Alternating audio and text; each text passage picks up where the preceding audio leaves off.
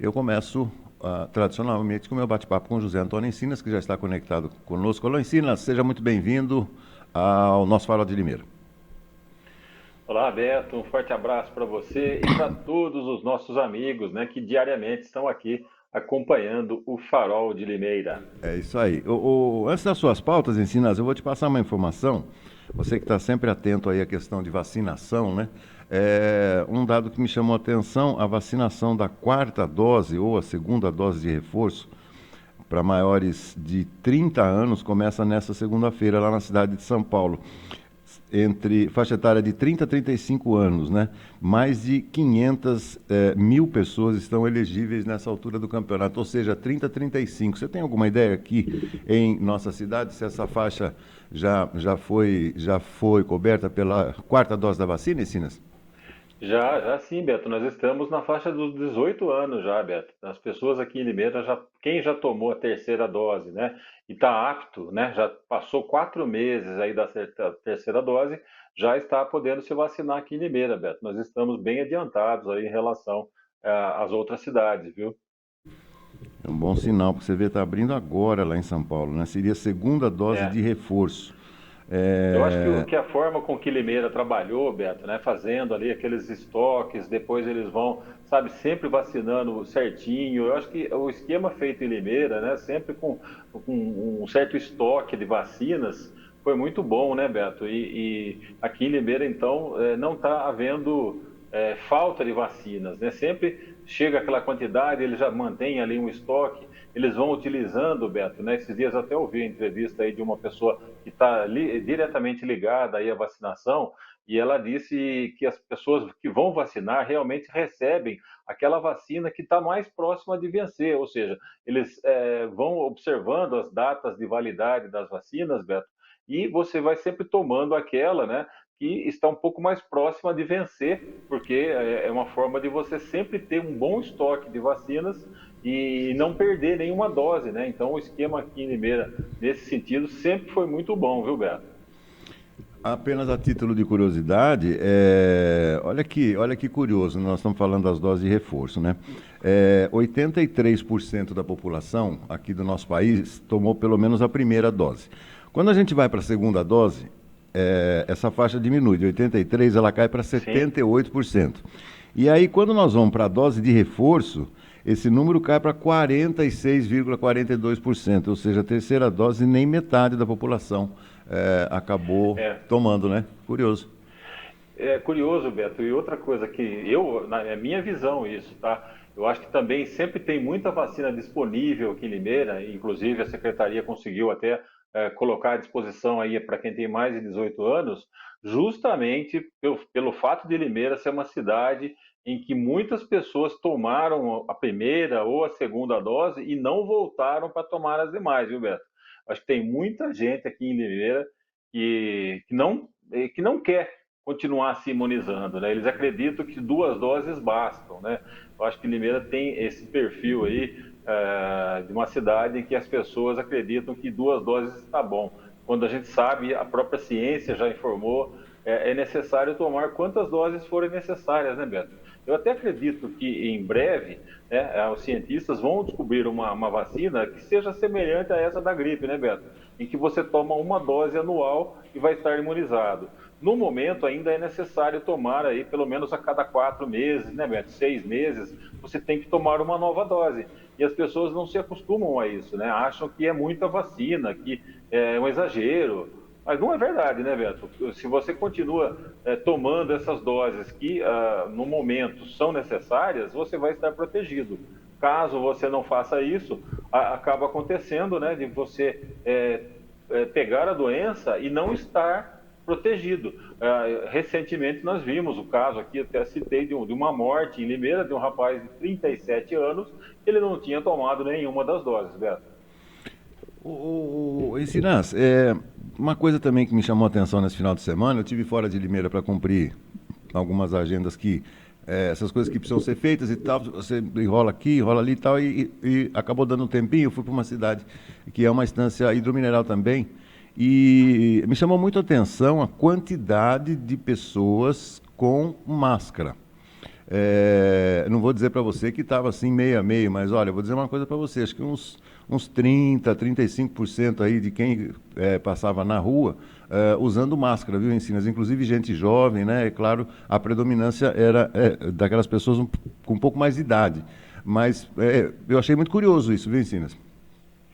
Então, Beto, isso aí você percebe, né, quando você sai da cidade, né, quando você vai em outras cidades, dá a impressão que as próprias pessoas tentam se proteger, porque não sabem como que está a situação ali sanitária daquela cidade, né, Beto, no sentido aí de se há muita infecção ou não. Então, as pessoas elas acabam se protegendo mais, né? Agora, em Limeira, Beto, como houve, né, uma queda no número de casos, dá a impressão que as pessoas já estão assim muito acomodadas, né, Beto? Eu, quando vou ao supermercado, por exemplo, eu costumo colocar a máscara quando eu estou num ambiente fechado onde circula muita gente.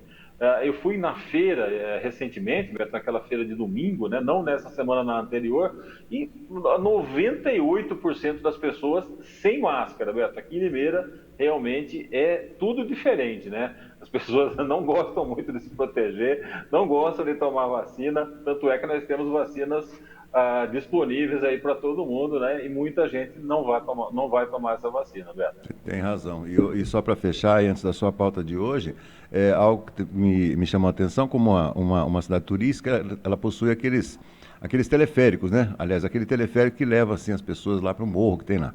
E essa história de distanciamento em filas, eu vou dizer uma coisa para você, se é uma coisa que não pegou, foi isso, viu, meu amigo? Porque ficou um aglomerado e tinha uma fila extensa de gente esperando para pegar o bondinho, claro, ao ar livre, mas aquela história ali de respeitar meio metro, 1 metro de distanciamento, isso aí, não, isso aí acabou, viu? Isso é coisa do passado, É, Beto. é. Isso é coisa do passado. Realmente, as pessoas acham que está tudo já. É lógico, a gente tem que levar, né, Beto, da melhor forma possível, fazer um certo equilíbrio, né? Mas eu também não uso quando eu estou caminhando pela rua, tal, em alguns ambientes com poucas pessoas. Mas num local fechado, com muita gente circulando, eu acho que, ou no local, mesmo que seja aberto, com muita gente próxima, né, Beto? Eu acho que ainda é bem assim interessante você usar a máscara. Perfeito. Bom, vamos. Você hoje traz uma informação curiosa e triste ao mesmo tempo, né? A É verdade. respeito da morte de um cidadão e depois, praticamente horas depois, a morte da sua esposa também. Sinas, por favor, vamos a esse caso. É verdade, Beto. Chamou atenção, né? Na sexta-feira, Beto, faleceu lá em Santa Bárbara do Oeste o Ademir Gonçalves.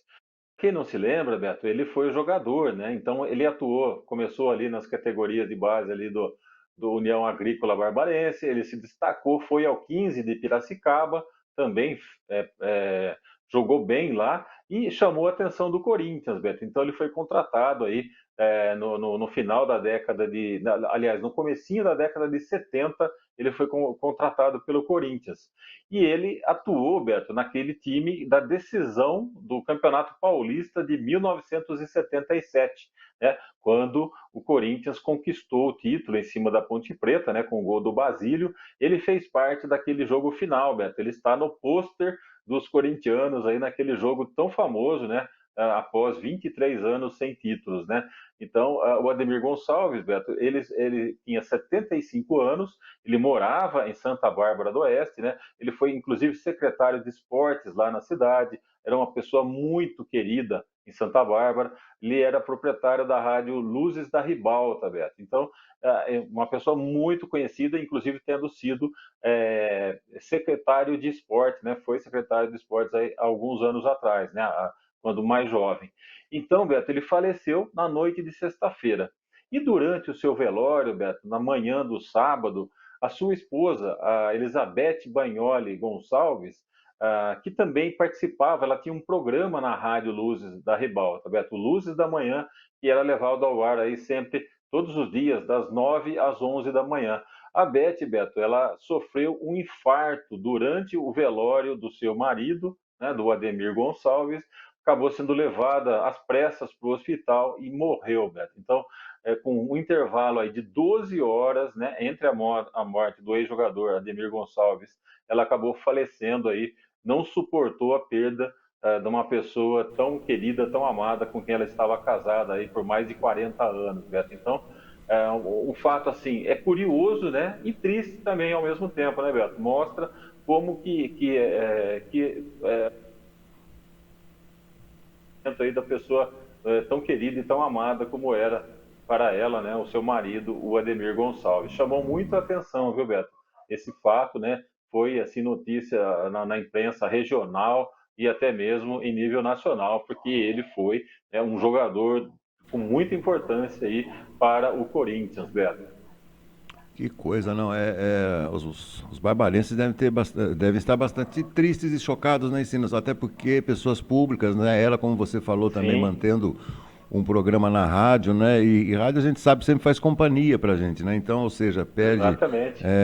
perde o proprietário dessa rádio também, claro, e uma das suas protagonistas, né? Uma notícia curiosa, como você falou, triste também, a dor da perda, né, Sinas? Cada um dá a dimensão que pode, né? Que consegue. E ela, lamentavelmente, dentro dessa dimensão aí, acabou não suportando e também partiu. É, É é isso isso mesmo, aí. Beto. Muito triste. Esse Ademir Gonçalves, Beto, inclusive ontem, né, no programa do Milton Neves, ele prestou uma homenagem, né? Ele fez uma entrevista com o Ademir Gonçalves 4 anos atrás, Beto, e ele colocou no ar essa entrevista e ele contou vários fatos curiosos da época lá do Corinthians, né? E uma delas me chamou a atenção, Beto. Ele, com muito bom humor, contando que quando ele chegou ao Corinthians, o Timão tinha contratado também o Sicupira, né? Aquele jogador atacante que veio do Atlético Paranaense, um bom jogador, né? E que assim que ele chegou lá, o dirigente falou: mas que nome é esse? Sicupira? Não, não dá. Você vai ser chamado pelo primeiro nome, né? Como que é seu nome? Aí ele disse Barcímio Sicupira. Aí o cara falou: olha, eu tô até achando interessante esse Sicupira aí, viu? Acho que vai ficar Sicupira mesmo. Curioso. Porque era Barcímio o primeiro nome dele. Era Então pior era ainda. melhor Sicupira do que o Barcímio, Beto. Tá Uma bom. história que ele contou, né, nessa entrevista 4 anos atrás aí, para o Milton Neves. É pior ainda. Bom, hoje a gente vai bater um papo também na nossa segunda esportiva. Vamos falar muito de futebol, Campeonato Brasileiro, fechamento desse primeiro turno, mas você tem informações, antes de fecharmos o nosso bate-papo, a respeito do Mundial de Atletismo, né? Isso, Beto. Ontem à noite, né, foi encerrado o Mundial de Atletismo, Beto, disputado lá nos Estados Unidos, né, no Oregon, né, as provas foram no estado do Oregon. E o Brasil acabou conquistando ontem, Beto, mais uma medalha, né? Na verdade, foram apenas duas nesse Mundial. A medalha do Alisson dos Santos, na prova dos 400 metros com barreiras, né? Isso aconteceu aí já há 3 dias. E ontem, Beto, no encerramento, existia uma grande expectativa para o Thiago Braz, né, aquele que é o atleta que conquistou a medalha de ouro no Rio de Janeiro, na Olimpíada, no salto com vara, né, Beto? E ontem ele acabou em quarto lugar, Beto. Ele por pouco não beliscou uma medalha, né, mas não conseguiu aí suplantar os adversários, né, e acabou ficando na quarta colocação sem a medalha. Mas, para a surpresa de todos, Beto, uma jovem aí atleta lá de Joinville, a Letícia Ouro Melo, ela, 24 anos, Beto, ela foi classificada com o 12º tempo para a final. E logo no seu primeiro salto, Beto, ela fez a marca de 6 metros e 89 centímetros. Nunca na vida dela ela tinha feito um salto tão extenso quanto esse, Beto. E essa marca, logo no primeiro salto, né? Depois todas as atletas tiveram direito a 6 saltos. E essa marca deu a ela, Beto, a medalha de bronze no Campeonato Mundial de Atletismo. Então, uma excelente notícia aí, né? Uma jovem que não tinha essa perspectiva de ser medalhista num campeonato mundial acabou conquistando aí essa medalha de ouro. Então, uma história muito legal. Uma menina aí de Joinville, né, de 24 anos, a Letícia Orumelo, conquistou a medalha de bronze para o Brasil, Beto. Beleza, beleza. Então, logo mais seguiremos aí com o esporte, a nossa segunda esportiva, 7h30, aqui nas plataformas do Farol. Entre outras coisas também, né, Ensinas? Esse jogo maluco do São Paulo, 3-3, né? Que coisa, não?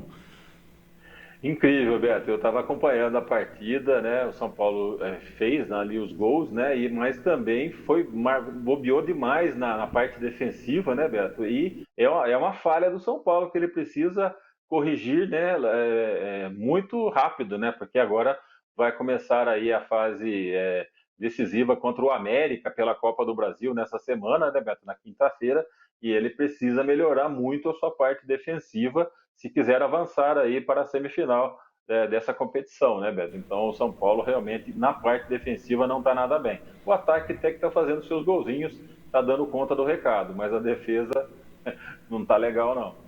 Rogério Ceni falou sobre isso ontem, reconhecendo que a parte defensiva não está legal como um todo, né? Tá bom. Sinas, então, até logo mais. Por enquanto, muito obrigado e até daqui a pouco, 7h30, então, na nossa segunda esportiva. Um abraço. Até lá. Até mais, Beto. Grande abraço. Até mais tarde. Tchau, tchau. Valeu.